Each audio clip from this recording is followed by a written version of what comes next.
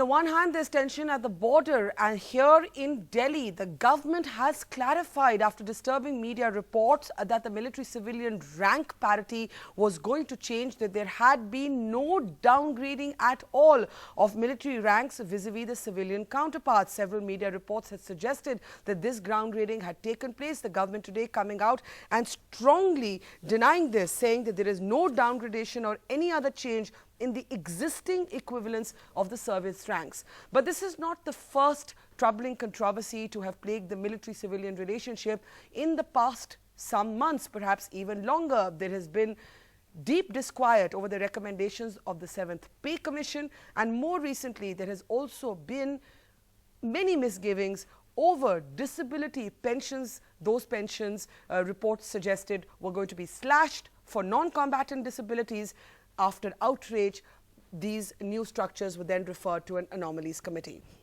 Joining us, and as we're talking, of course, it's the 69th Infantry Day of the Indian Army, so it's really timely, this conversation. General V.P. Malik, former Chief of Army Staff; Major Navdeep Singh, a tireless advocate for the rights of soldiers; Nitin Gokhale, National Security Analyst; Aman Sinha of the BJP.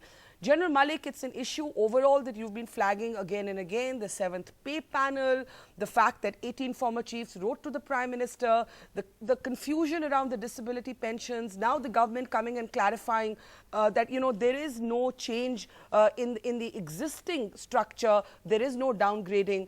But you have always underlined that what we really need to pay attention to is a growing disquiet, is the growing friction in the civilian-military relationship. So talk a little bit about that, and then I'll get Navdeep to come in on the specifics.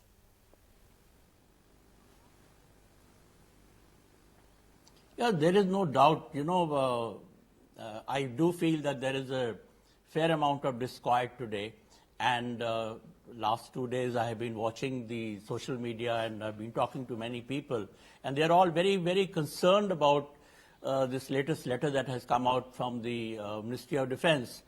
And you know what is surprising is that they're talking of there is no change in the status, it's only regarding functionality and all, which I think is totally rubbish, absolute nonsense, because functionality and status go together. There is no organization which doesn't follow this.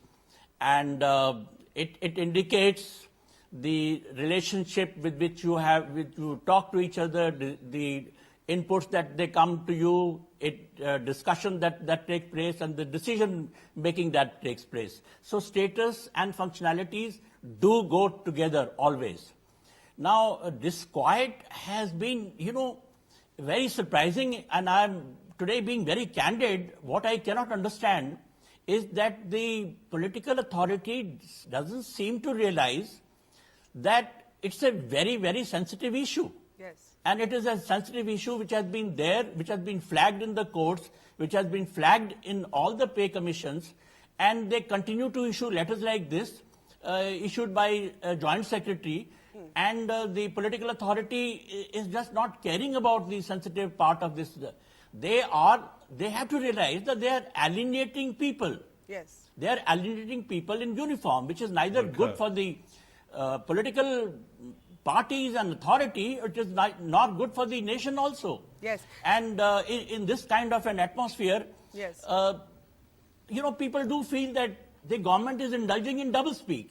On one hand, we have the Prime Minister and everybody else going around and praising the armed forces for whatever they are doing, and the general public also, you know, they consider them, the armed forces, as the most dependable brand in our country. Yes. And on the other hand, you keep on issuing such letters which are openly subverting whatever you have in the setup. So I am rather disappointed that people don't seem to realize the implications on the morale of the armed forces. Yes. And they continue to behave.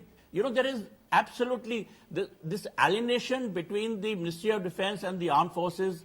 I'm afraid it continues to rise day after day. Those and very, people very sitting words in the chair of the ministers, the yes, group of ministers, the yes, Prime Minister, they all have to realize this. Very strong words from a former chief of army staff. Aman, give me half a second. Navdeep, very strong words from the former chief. The factual position, the government today coming out and saying we're not changing the structure, not endorsing this letter, this file that has come out in the media. But overall picture that General Malik speaking out, first talk about this downgrading of ranks controversy that has been strongly denied by the government. Navdeep.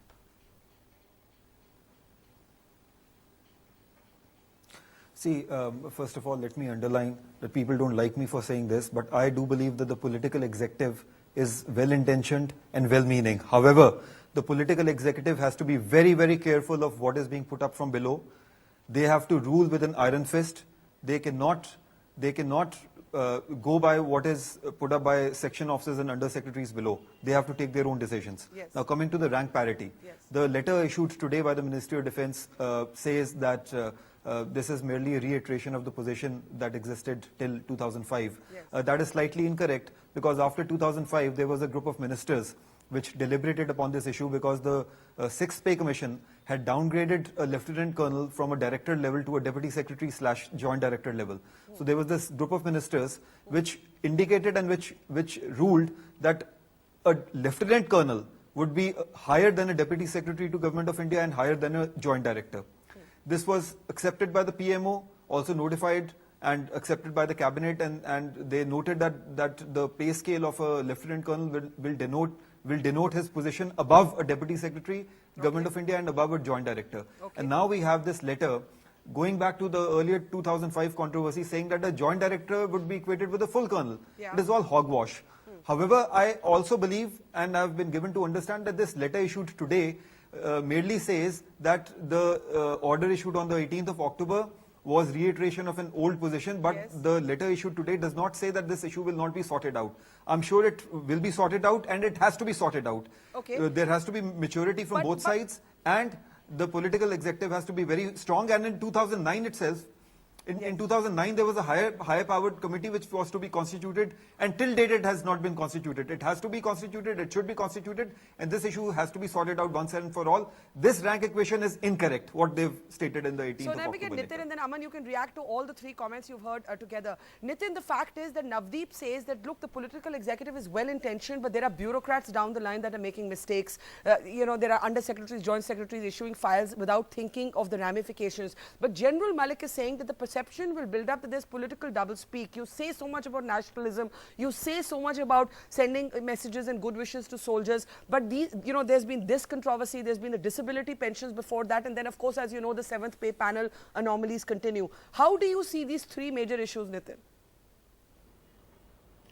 I agree with both, Barkha, with both General Malik and Navdeep, because both of them have made very valid points. The political executive is where the buck stops, and therefore the responsibility is with the political executives. And I believe, like Navdeep said, that this is not the end of the story as far as this rank equivalence with the Armed Forces Headquarters Civilian Staff is concerned, and the latest controversy. But let me say this, that at least in this ministry, and the minister who is well-intentioned, like Navdeep said, and I know that there are efforts that are being done to streamline and simplify procedures, but a legacy of almost 40 years takes a lot of time to be undone. Unfortunately, all these have been bunched together, whether by design or whether by accident, I'm not sure.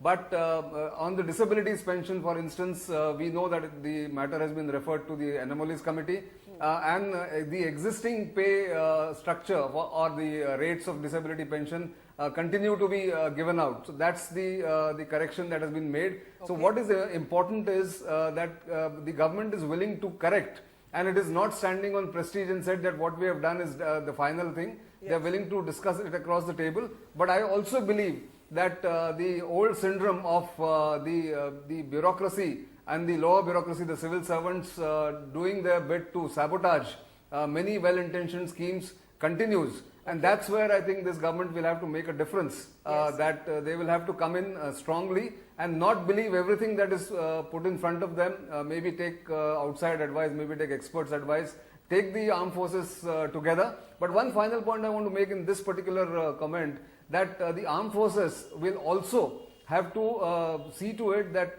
they are a part of a team. They are not outside the government, and the sense of entitlement sometimes that the armed forces project is something that the civilians resent, and therefore sort of erect a wall of resistance, which I think needs to be sorted out. A bit of give and take needs to be there. I've seen both sides. You know me that in 6th Pay Commission we fought like hell for the armed forces, the pay band 4. So my sympathies and my loyalties lie with the armed forces. But when you see it from a outsider's perspective, I think it needs to be also reiterated that it is a bit of a give and take, and it's also a matter of being team players and not just exclusive sense of entitlement that sometimes permeates in the leadership of the armed forces. I will put that to General Malik in a moment, but Aman, let's bring you in. Go ahead.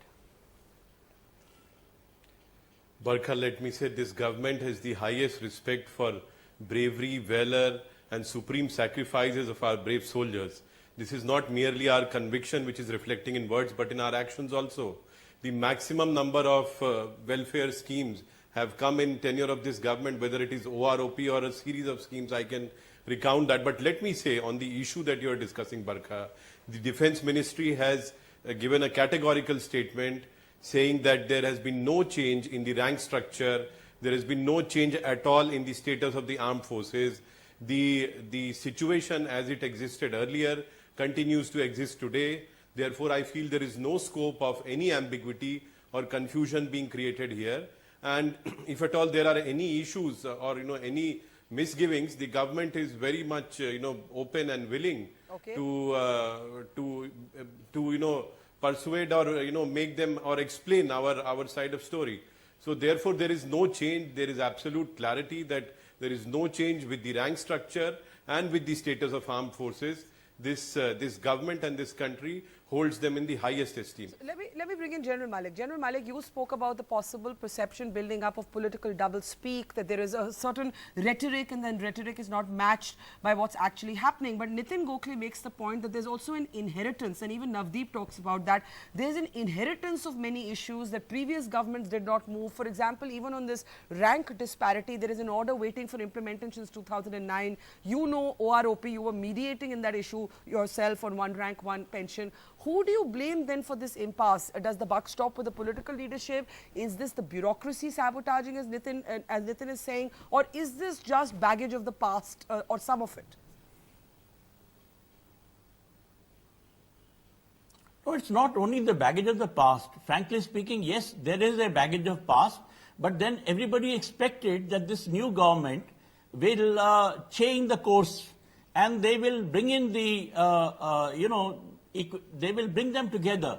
The most important thing is, look, the decision making that takes place. Today, the bureaucracy has issued a letter unilaterally which affects almost 14 lakh people. Have they consulted anybody from the armed forces? Now, without consulting anybody, without even consulting the political authority, you issue letters like this, it is bound to affect the morale of the armed forces. So while, yes, I agree that there is a legacy of the past, the relationship has never been good, but then the government should endeavor to improve all that situation rather than getting involved in the same fashion, maintaining the status quo that has been going on for such a long time. Right. So as far as the buck stops is concerned, I am afraid I have to say that it is the political leadership. The buck stops on their table. Yes. And while the bureaucracy may be indulging in mischief, but then person who will be blamed will always be the political leader. So let me bring Nitin in on that. Nitin, I'm taking final comments now. Go ahead. Nitin first, then Aman. Nitin. Yes. No, Barkha, I believe that, yes, there have been these mistakes, missteps, if I can call them, from the government. But from whatever I have seen, the government is willing to break the deadlock, correct its missteps. And as far as OROP is concerned, I know there has been a lot of bad blood, there has been a lot of negative comments. But remember, for 40 years, OROP was not given, and there is a parliament record where the previous government had said that this is neither feasible nor desirable. And if at all it can be given was some 800 crore rupees. Yes. After that, this government has earmarked and has given out 7,500 crores plus So I think that must be lauded, and there will always be some people who will be unhappy. I am afraid the one rank, one pension issue should not be stretched beyond what is already been done. The disabilities pension was a misstep, which again has been corrected, which is a good step from the government. Yeah. But I personally believe that the political executive must take the blame and must take the responsibility, and I personally feel that Defence Minister Manohar Parrikar will have to be a little more assertive and a little more careful, like Navdeep said, yes, in sanctioning or signing off on letters put up by the bureaucracy, because he is a well-meaning man. He may not be suspecting foul play. So that's something that must be taken care of. Okay, Navdeep, go ahead, and then Aman and General Malik can get the last words. Navdeep.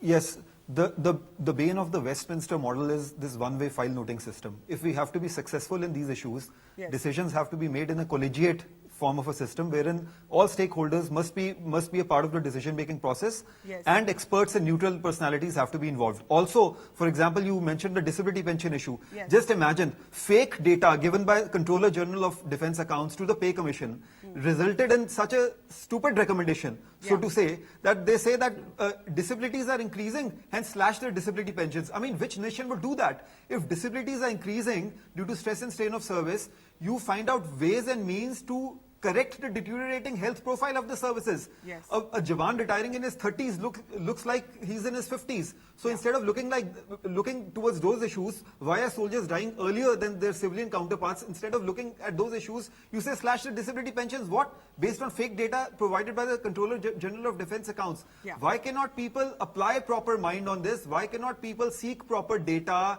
seek proper inputs? Absolutely. This should never happen. Absolutely. Okay. Again, I would reiterate what all of us are saying, that political executive has to be very strong. They have to wield the stick. They have to hammer it out. Okay, Aman, 20 seconds, and then General Malik, 20 seconds. I do have to close after that. Aman.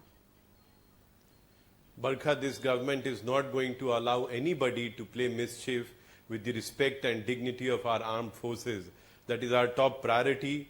And as far as this issue is concerned, I feel that since the Defence Ministry has issued a categorical statement, there is no scope for any ambiguity. The rank and all the structure in the army, that remains the same. Okay. And there is no scope for any confusion at all on that. And let me say, Barkha, that the maximum number of welfare schemes, whether it was OROP, which was hanging fire for more than 40 years, everything has been cleared by this government to the best of its ability, which reflects its intent, as well as its positive actions towards the welfare of ex-servicemen and those who are serving for our armed forces. I'm out of time. I'll allow General Malik a very brief closing comment. Sir, please.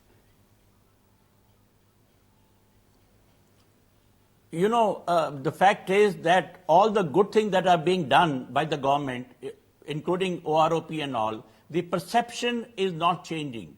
In fact, the perception is that it's not doing enough and not looking after the morale and welfare of the people.